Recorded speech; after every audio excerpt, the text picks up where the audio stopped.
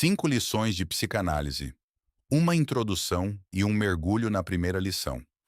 Quando pensamos em psicanálise, é comum lembrarmos imediatamente de Sigmund Freud, dos sonhos, do inconsciente e da famosa ideia de que muitos dos nossos comportamentos são influenciados por forças que não percebemos conscientemente. No entanto, para compreender como essas ideias surgiram, é importante conhecer uma das obras mais acessíveis de Freud, 5 lições de psicanálise. Publicadas a partir de conferências realizadas em 1909 na Universidade Clark, nos Estados Unidos, essas 5 lições apresentam de forma clara os fundamentos da psicanálise e o caminho percorrido por Freud para desenvolver sua teoria. Ao longo dessas lições, Freud aborda 5 temas centrais. Na primeira, explica como nasceu a psicanálise a partir do estudo de pacientes que apresentavam sintomas sem causa física aparente. Na segunda, introduz o conceito de inconsciente, mostrando que grande parte da vida mental permanece fora da consciência. Na terceira, explora a interpretação dos sonhos como uma via de acesso aos conteúdos inconscientes. Na quarta, discute a sexualidade e sua importância no desenvolvimento psíquico. E, por fim, na quinta lição, apresenta o método psicanalítico e a forma como ele é aplicado na prática clínica. Essas 5 lições formam uma espécie de porta de entrada para o universo freudiano. Porém, é na primeira lição que tudo começa. É nela que encontramos a origem da psicanálise.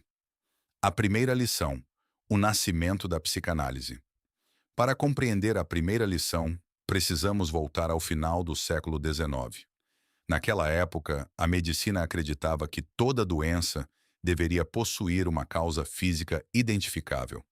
Quando uma pessoa apresentava dores, paralisias ou dificuldades motoras, os médicos procuravam lesões, inflamações ou alterações no organismo. Entretanto, alguns pacientes desafiavam completamente essa lógica. Muitas pessoas apresentavam sintomas intensos e incapacitantes, mas nenhum exame conseguia revelar uma causa física para seus problemas. Era como se o corpo sofresse sem estar doente.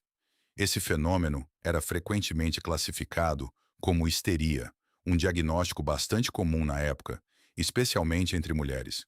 Foi nesse contexto que surgiu o caso que mudaria a história da psicologia. Quem foi Anna O?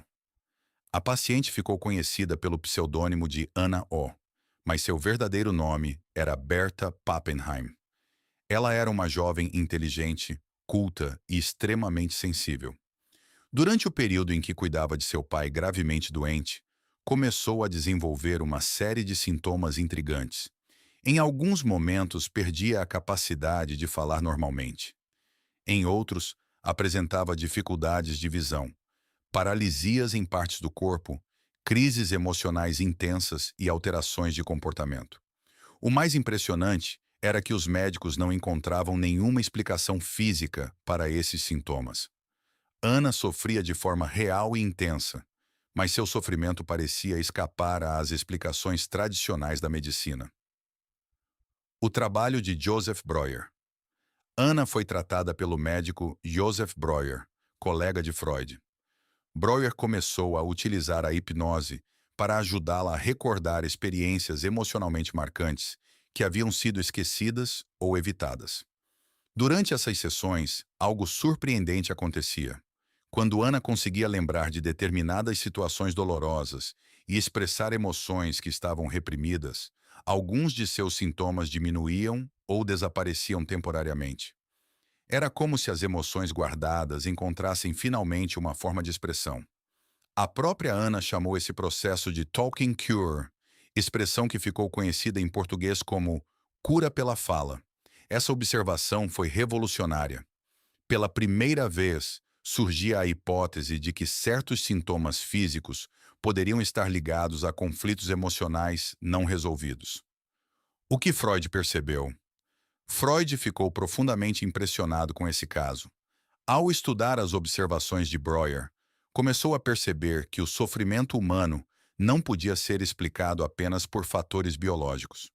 Ele concluiu que experiências traumáticas ou emocionalmente dolorosas podem ser afastadas da consciência, mas não desaparecem.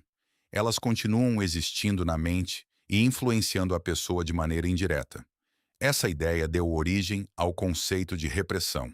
Segundo Freud, a repressão é um mecanismo psicológico através do qual a mente afasta pensamentos, lembranças ou desejos que causam sofrimento.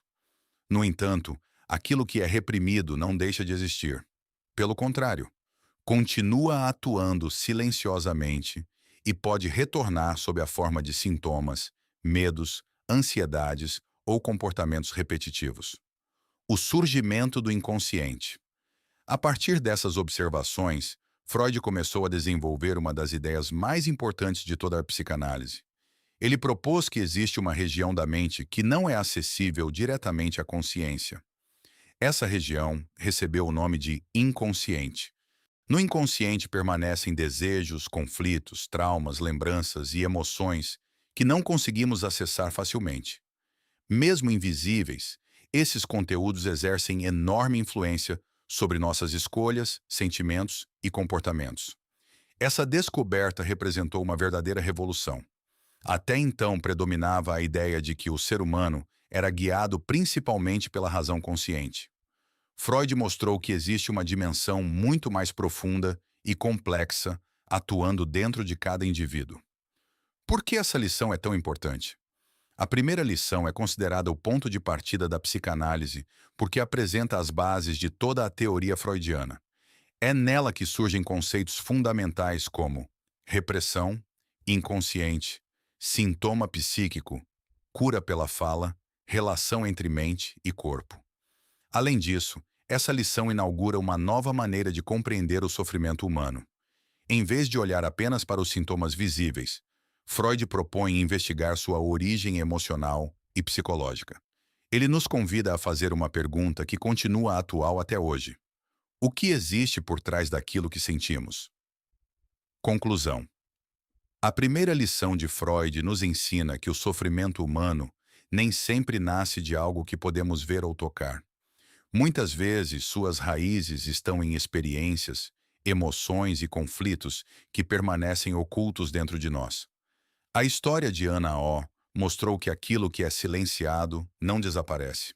Pelo contrário, pode encontrar outras formas de se manifestar.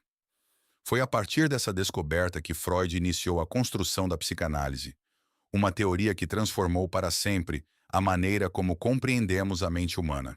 E é justamente por isso que a primeira lição não é apenas o início de um livro.